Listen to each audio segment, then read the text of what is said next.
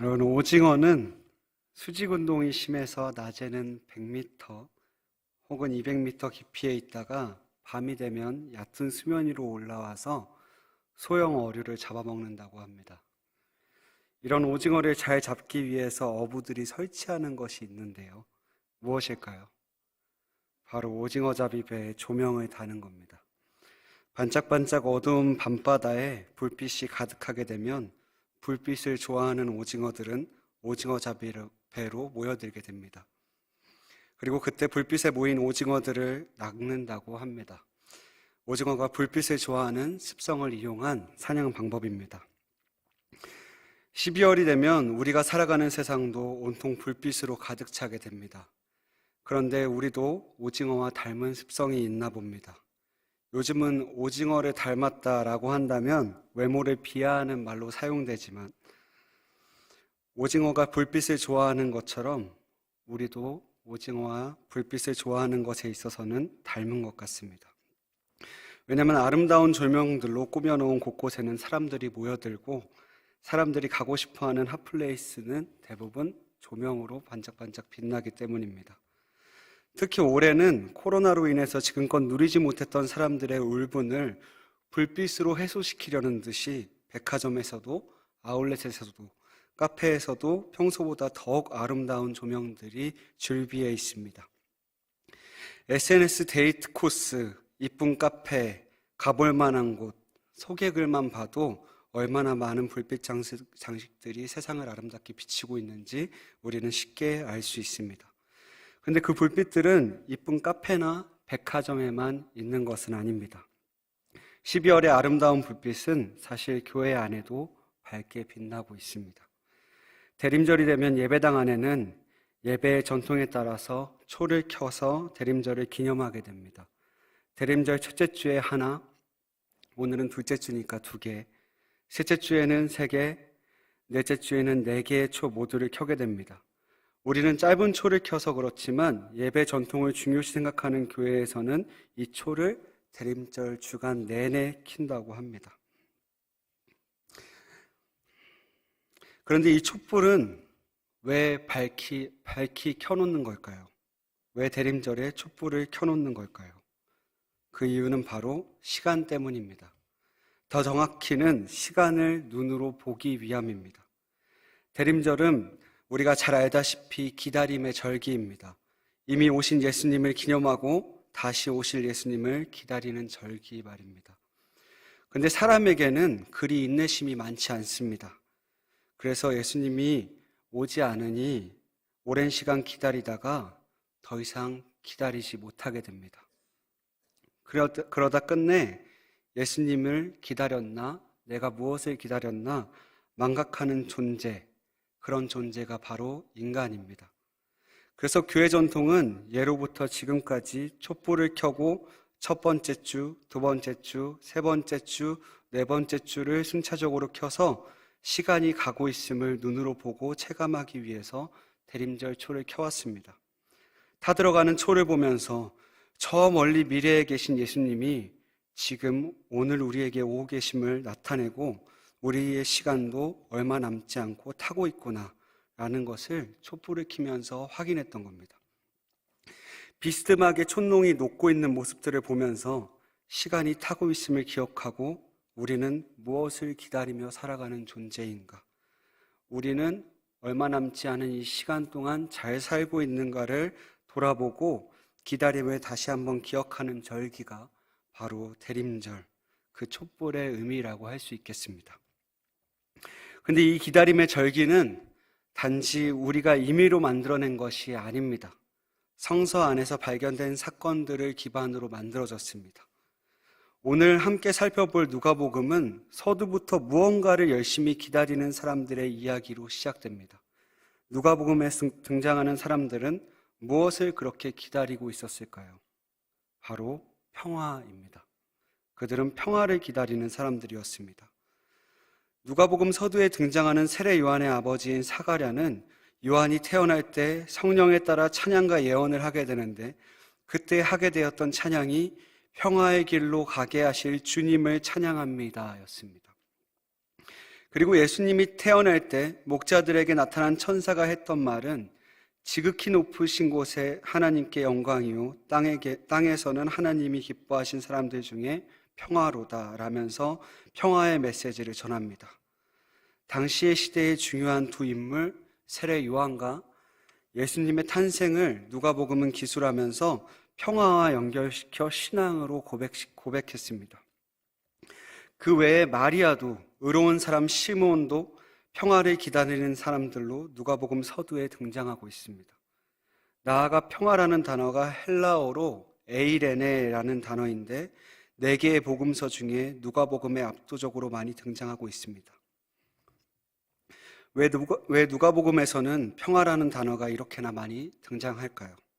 그 이유는 누가가 바라본 예수님의 시대는 평화가 깨진 시대, 평화롭지 않은 시대였기 때문입니다.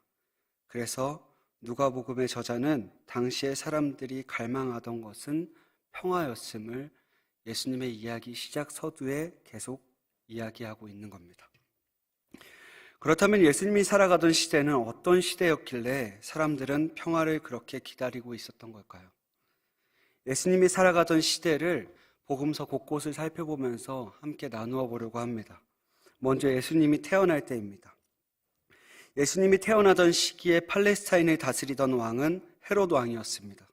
우연히 헤롯 왕은 동방에서 온 박사들에게 유대인의 왕이 새롭게 태어난다는 소식을 들었고, 새롭게 유대인의 왕이 태어난다는 소식을 들은 헤롯은 자신의 입지, 위치, 지위, 권력에 큰 위협을 느꼈습니다. 그리고 인간이 상상할 수 없는 결단을 내리게 되는데 베들레헴과 그 근방에 있는 2살 아래의 산의 아이들을 모두 죽이라고 명령을 내립니다.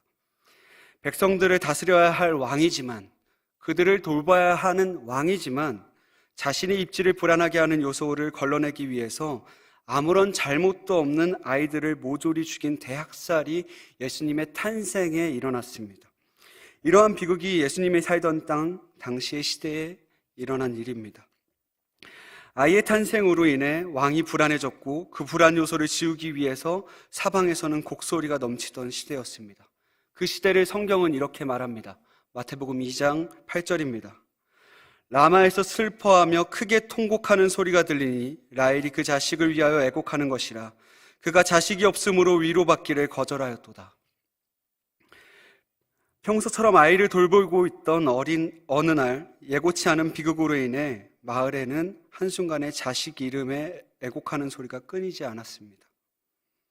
오랜 시간 마음으로 품고 상고를 겪으며 낳은 아이가 한순간에 사라진 비극이 일어나던 시대, 그게 당시의 시대상이었습니다. 아무런 잘못도 없는 어린아이가 존재했었는데 무존재로 변해버리는 그 시대 말입니다. 그런데 참 아이러니한 것은 이렇게 참담한 상황 속에서, 평화가 깨진 상황 속에서 유일하게 평화를 누리던 한 사람이 있었습니다. 바로 헤롯입니다.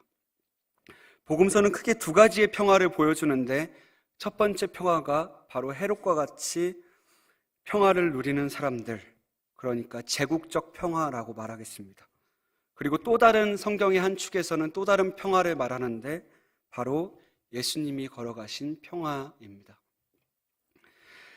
헤롯의 아이 학살 사건은 당시 시대가 얼마나 광기 어린 시대인지를 보여주면서 한편으로 헤롯이 얼마나 제국 안에서 평화를 누리고 있었는지, 얼마나 그 평화를 유지하고 싶었는지를 잘 보여주는 대목입니다. 마치 헤롯의 이런 모습은 절대 반지를 빼앗기고 싶어하지 않는 골롬의 모습과 유사해 보입니다. 그런데 이런 헤롯의 아이 학살 사건과 닮은 비극적 사건은 사실 구약에도 등장했었습니다. 출애굽기 1장입니다. 요셉을 알지 못하는 애굽 왕이 애굽을 치리할 때의 일입니다. 애굽은 이스라엘 사람들과 함께 공존하며 사이좋게 잘 지냈습니다. 그런데 이스라엘 백성들의 인구가 늘어나고 힘이 강해지는 겁니다. 그러다 보니 애굽 왕은 위협감을 느꼈나 봅니다. 그래서 애굽 왕은 자기 마음대로 이스라엘을 컨트롤하기 위해서 위험 요소가 되는 이스라엘의 남자아이들을 모두 다 죽이라는 명령을 내리게 됩니다. 물론 이때도 모세는 예수님과 같이 구사일생했지만 한편으로 당시에 얼마나 많은 곡소리가 들렸을까 상상도 되지 않습니다. 여기서도 역시 헤롯과 같이 평화를 누리던 사람이 등장합니다. 바로 애굽 왕과 애굽 사람들이었습니다. 여기서 우리는 애굽 왕과 헤롯의 공통점을 하나 발견할 수 있습니다. 바로 이들은 자신들의 평화를 위해서라면 누군가를 죽이고 피해를 주기를 서슴지 않는 사람이라는 공통점을 발견하게 됩니다. 또 예수님이 시대를 살아가던 역사가인 요세푸스에 의하면 헤롯과 같이 자신의 평화를 유지하던 존재가 또 있었다고 합니다. 바로 로마 제국입니다. 기록에 의하면 예수님이 10살 때쯤 됐을 때 예수님이 살던 나사렛 근처에서 아주 커다란 독립전쟁이 있었다고 합니다.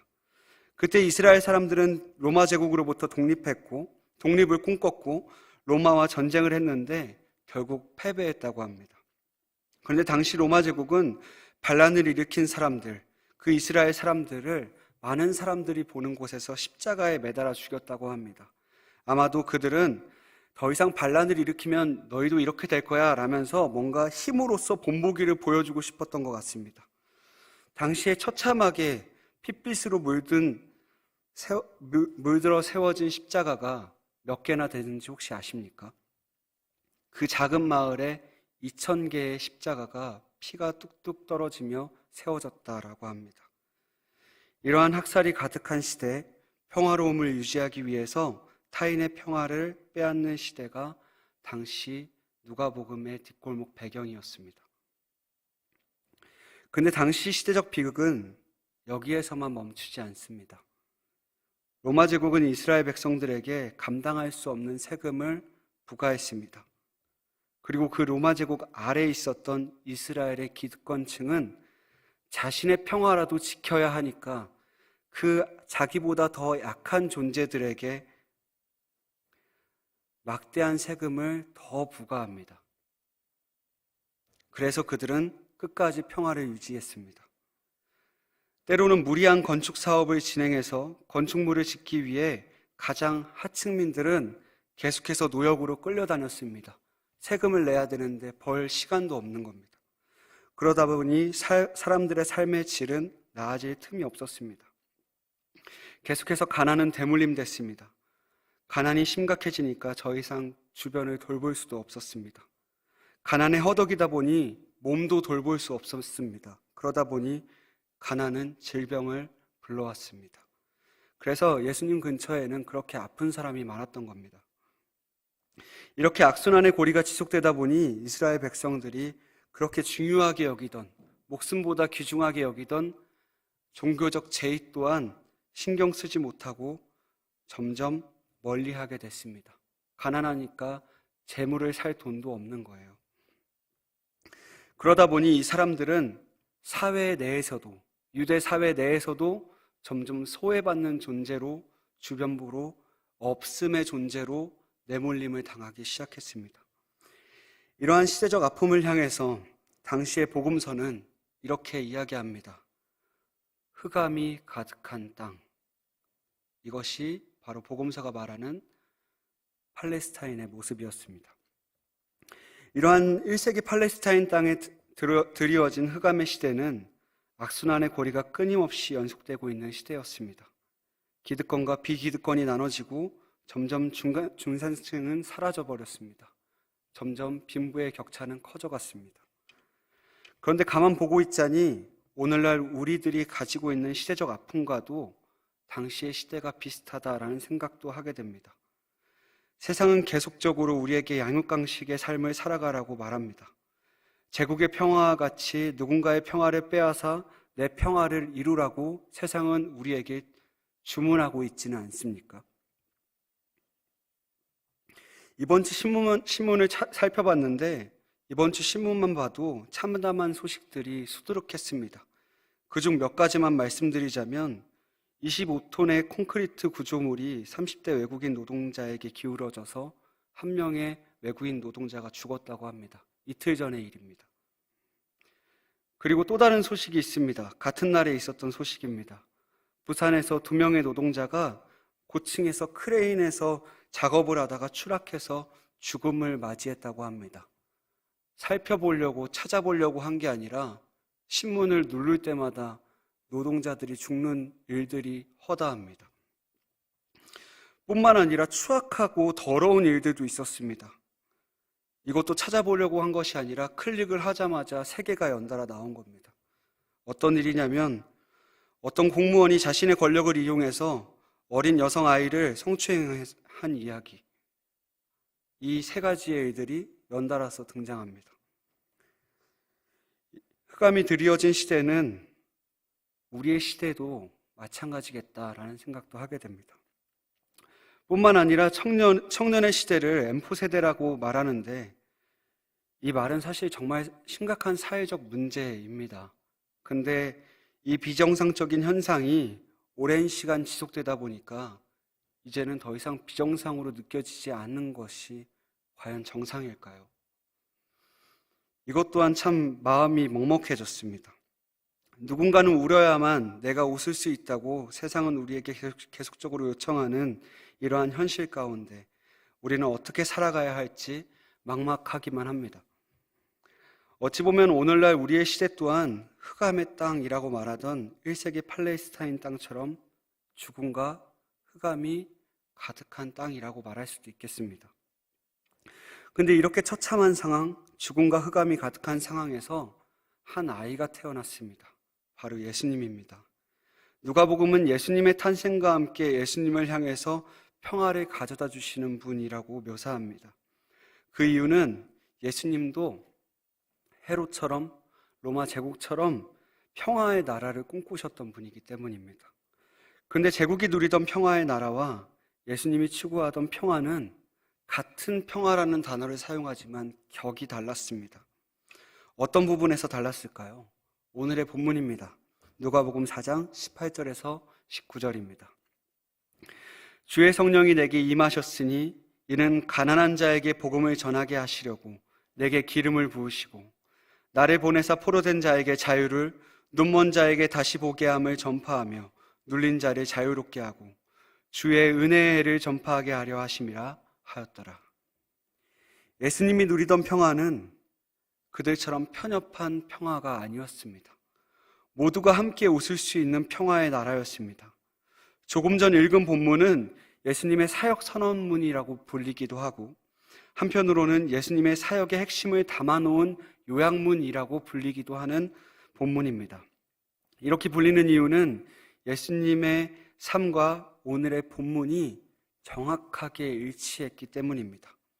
사실 누가복음 4장 18절에서 19절은 구약성경 이사야 61장에 나오는 말씀을 예수님이 안식일 회당에서 읽으신 내용입니다. 이사야 61장의 내용은 포로로 돌아온 이스라엘에 대한 이야기인데요. 이스라엘이 바벨론 포로에서 돌아왔을 때 이스라엘에 돌아온 사람들의 눈에는 이스라엘의 땅이 처참했습니다. 과거의 영광은 전혀 보이지 않았고 사람들은 가난에 허덕였고 포로 생활로 인해 가족을 잃은 사람들, 억눌린 사람들이 허다했습니다. 그런 처참한 광경을 본 이사야에게 하나님이 다시 평화를 가져다 주겠다고, 모두가 함께 웃을 수 있는 나라를 이사야야 내가 너에게 주겠다고, 강자들만 웃을 수 있는 나라가 아니라 모두가 함께 웃을 수 있는 진정한 평화를 이루시겠다고 환상 가운데 이사야에게 보여주신 말씀이었습니다. 약속의 말씀이요. 근데 그 말씀을 예수님이 펼쳐서 읽으신 겁니다. 근데 저는 예수님이 의도적으로 굳이 61장의 말씀을 찾아서 펼치셨다, 이사야 61장을 굳이 찾아서 펼치셨다라고 생각합니다. 왜냐하면 당시 안식일 회당에서는 안식일에 성경을 읽는 본문이 정해져 있었는데 예수님이 살아가던 당시에는 기록물에 의하면 오경을 읽는 전통이 있었다고 합니다. 반면에 이사야는 회당 전통에서 해당하는 본문이 아니었다고 합니다. 그렇다는 것은 예수님은 이사야에 나타난 하나님의 평화의 나라를 읽다가 스스로 감명을 받으셨고 성령님의 임재를 느끼셨고 자신의 사명으로, 시대적 사명으로 받아들이셨을 것입니다. 그래서 그 사명을 사람들에게 함께 공유하고자 그 안식일 회당에 수많은 사람들이 있는 곳에서 그 글을 펼쳐서 읽으셨던 겁니다. 그리고 예수님은 이 말씀을 읽고 실제로 평화를 이루기 위해서 일평생을 살아가셨습니다. 깨어진 세상을 안타까워하면서 끌어안으셨고 소외된 자들도 평화를 누리게 하셨습니다. 세금으로 인해서 먹고 살기를 걱정하며 살아가던 사람들을 위로하시고 굶주린 자들을 굶게 두지 않으셨습니다. 먹고 사는 걱정으로 허덕이다가 율법을 지키지 못해서 정죄당하는 사람들의 편에 서서 그 낙인 찍힌 사람들의 편에서 권력자들과 싸워주셨습니다. 나아가 질병으로 아파하는 사람들을 치유하셨고 마음에 병이 든 사람도 끝까지 끌어안으셨습니다. 때로는 척박한 환경으로 인해서 미쳐버린 사람들을 고치시기도 하셨죠. 슬픔과 고통을 위로하시고 그들에게 모두가 함께 웃을 수 있는 평화를 예수님은 가져다 주셨습니다. 완전하진 않았겠지만 예수님은 부단히 평화를 위해서 노력하셨습니다. 핏빛으로 물들고 어둠이 가득한 뒷골목에서 이루신 예수님의 평화는 헤롯의 평화와 같이 누군가는 피해를 보는 평화가 아니라 하나님이 꿈꾸셨던 평화, 모두가 함께 웃을 수 있는 평화의 나라였습니다. 예수님의 이러한 삶의 방향성은 당시의 평화를 잃고 살아가던 수많은 사람들에게 새로운 삶을 살아갈 수 있는 희망이 되어주셨습니다. 그래서 예수님을 만난 사람들은 새 생명을 얻었다라고 하면서 팔짝팔짝 뛰기 시작하기도 했습니다. 흑암이 가득한 시대에 평화를 잃은 사람들은 대부분 힘없는 사람들이었습니다. 세상에서 쓸모없는 존재라며 취급받으며 살아가다가 예수님으로 인해서 없음이 아니라 없는 존재에서 있는 존재로 존중받으며 살아가게 됐던 겁니다. 못 걷는 자가 일어나고 눈먼 자가 다시 보게 되고 가난하고 줄인 자가 더 이상 줄이게 되지 않는 기적, 그 기적은 단지 물리적으로 해결됐다는 말이 아닐 겁니다. 그들의 몸이 치유됐다는 것은 단순히 물리적으로 내가 회복되었다라는 말의 의미에서 그치지 않을 겁니다. 그걸 뛰어넘어 더 이상 내가 무가치한 존재가 아니구나, 내가 사람들 앞에서 살아있는 존재였구나, 쓸모 있는 존재였구나, 존중받아 마땅한 존재였구나, 사랑받아도 되는 존재였구나라는 것을 깨닫게 되는 기적이었을 겁니다. 그것이 예수님의 사랑의 수고가 보이신 기적입니다. 우리는 오늘날 평화가 무엇일까 생각해 볼 필요가 있습니다. 여러분들은 평화가 뭐라고 생각하시나요? 단순히 전쟁이 없는 시대가 평화의 시대일까요? 평화로운 걸까요? 맞습니다. 근데 조금 더 구체적으로 생각해 보면 좋겠습니다.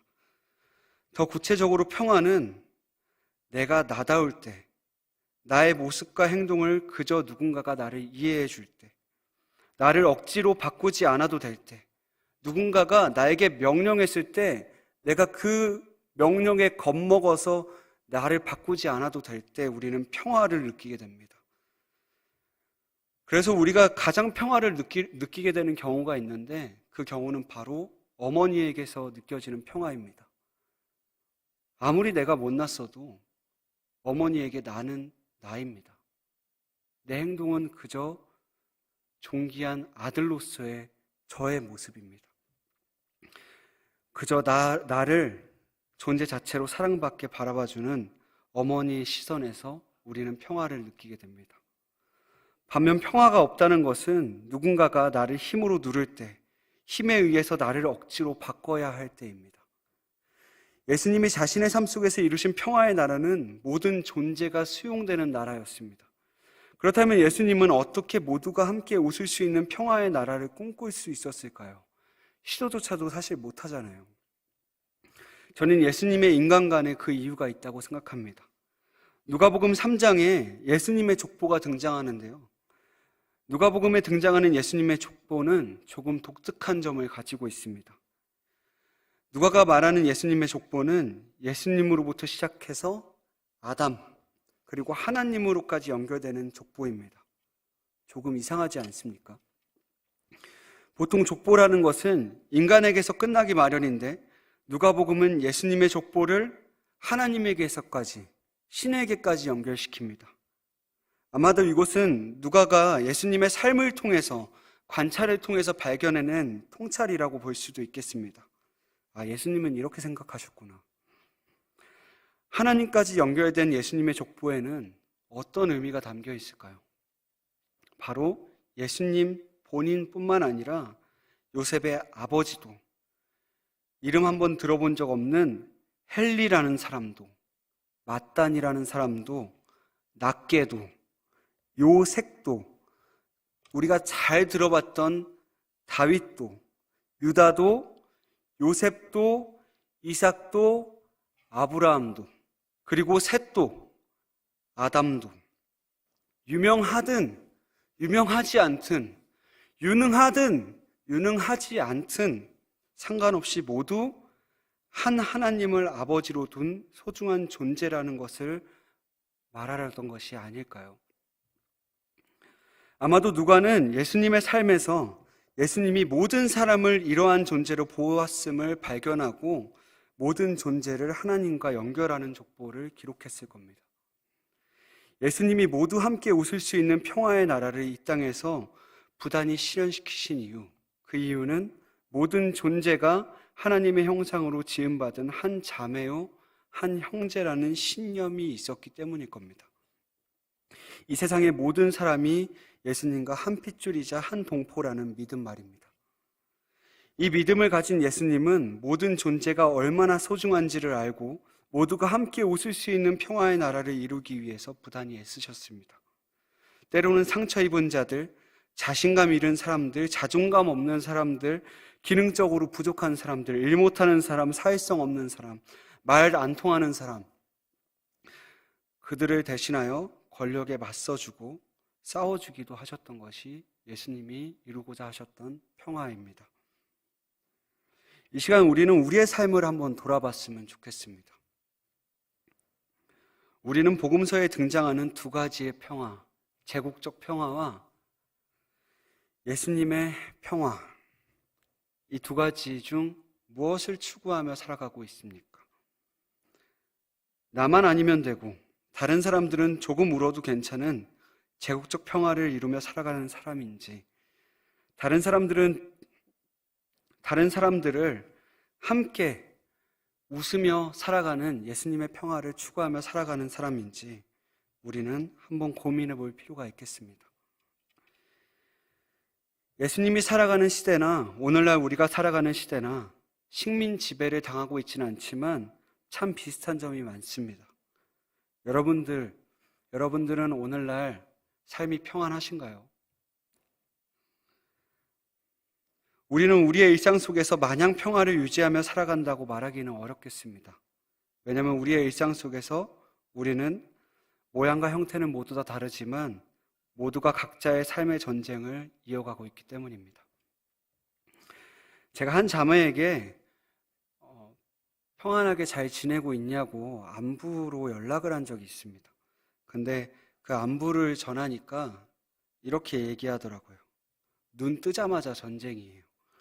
피곤한 몸을 이끌고 나가는 것부터 자체가 전쟁이고, 출근길 지하철에서 자리에 앉는 것도 전쟁이고, 회사에서 업무 처리하는 것도 전쟁이고, 거래처와 거래하는 것 자체도 전쟁이고, 회사 내 입지를 다지는 것 자체도 전쟁이에요. 이 이야기를 들었습니다. 생각이 많아졌습니다. 이러한 이야기를 듣고 있으면 마음이 착잡해집니다. 도대체 일상에서 하나님의 뜻을 따라 살아가라고 뭐라고 이야기해 줘야 될까? 그리고 또 이런 생각도 듭니다. 모두가 함께 웃을 수 있는 평화가 예수님 말고 가능할까? 우리에게는 어찌 보면 사치가 아닐까라는 생각도 하게 됩니다. 사실 고백하자면 교회에서 사역하고 있는 가장 평안해야 하는 저는 사실 저조차도 평화롭지 않습니다. 사람을 존재 자체로 평화롭게 서로를 함께 웃으며 대할 수 있지 않고 기능으로 사람을 보게 될 때도 많고, 헤롯과 같이 나에게 평화를 가져다주는 존재인지 아닌지 계산하고 함께 웃을 수 있는 평화를 추구하는 사람보다는 내 아님만을 생각하는 헤롯과 같은 평화를 택할 때가 저에게도 너무나 많습니다. 근데 이 시간 이러한 이야기를 하는 이유가 있습니다. 대림절은 다시 한번 기념하고 돌아보고 돌이키고 우리가 잘 살았는가 고민해보는 절기라고 처음에 말했습니다. 그래서 대림절을 맞이해서 예수님의 삶을 통해서 희망을 다시금 꽃피워 보려고 합니다. 예수님의 삶을 보면 예수님의 삶도 우리와 그렇게 다르지 않았습니다. 예수님은 태어남과 동시에 헤로드 왕이 죽이기 위해서 달려들었습니다. 그리고 그로 인해서 주변의 수많은 아이들이 죽는 공포에 노출되어서 유년 시절을 보냈습니다. 나아가 예수님은 나사렛 변두리 출신입니다. 아무도 알아주지 않는 척박한 땅입니다. 그리고 예수님이 10살 남짓 되었을 때 동네 근처에는 2,000개의 십자가가 세워졌습니다. 그때 예수님의 이웃이었던 어떤 형은 그곳에 십자가에 매달려 있었을 수도 있습니다. 그리고 세상은 자기 자신도 먹고 살기 힘든 현실이었고 동네에는 마치 미친 사람들도 정말 많았던 세상이었습니다. 상처받은 사람들도 많았고 상처 주는 사람들도 많았고 상처 입은 사람들도 많았고 아픈 사람들도 많았던 것이 예수님의 환경이었습니다. 우리가 잘은 모르지만 아마 예수님도 그러한 환경에 살으셨다면 수많은 정신병을 알지 않았을까요? 정신적 트라우마로 아마 힘들어하시고 부양해야 하는 가족들 걱정으로 여러 가지 고민들이 있으시지 않으셨을까요? 그런데 그런 상황임에도 불구하고 예수님은 자신의 삶을 내어서 모두가 함께 웃을 수 있는 평화를 추구하며 세상 속 피스메이커로 살아가셨습니다. 예수님은 어린 시절부터 좋지 않은 환경에서 많은 상처를 받으셨지만 자신이 받은 상처로 인해서 타인을 상처 주는 사람이 아니라 상처를 품고 상처 입은 사람을 품을 수 있는 상처 입은 치유자가 되셨음을 우리는 기억했으면 좋겠습니다. 예수님이 이렇게 좋지 않은 환경에서 자랐던 예수님이지만 그럼에도 평화를 이루며 살아가는 예수님의 모습을 통해서 우리는 하나의 도전을 받게 됩니다. 하나님의 형상을 가진 사람은, 하나님의 꿈을 품은 사람은 환경에 휩쓸리는 사람이 아니라 환경을 초월하여 하나님의 창조성으로 세상을 아름답게 하는 꿈을 가질 수 있구나 하고 말입니다. 동네를 다니면서 상처 입은 자들에게 자신이 과거에 받았던 상처를 기억하고 그것으로 타인을 공감하며 모든 존재를 하나님의 형상으로 기억하고 평화를 이루면서 예수님은 살아가셨습니다. 이러한 역사적 삶을 가진 예수님의 삶에 우리는 한 번 더 희망을 가져봅시다. 용기를 가지고 세상은 헤롯의 평화와 제국적 평화로 굴러가지만 하나님의 형상인 우리만은 인간다움을 잃지 않고 무모한 평화주의자로 한 번 더 살아가 보기 위해 결단해 보는 것은 어떨까요? 모두가 함께 웃을 수 있는 평화의 나라를 꿈꾸면서 말입니다. 예수님의 족보에서 보이는 것처럼 모든 사람은 하나님의 형상임을 잊지 않고 내가 소중하니 너도 소중함을 기억하며 우리의 일상 속에서 모든 존재를 소중하게 여기며 살아가는 자발적 용기를 다시 한번 품어보는 우리 공동체가 되는 것은 어떨까요?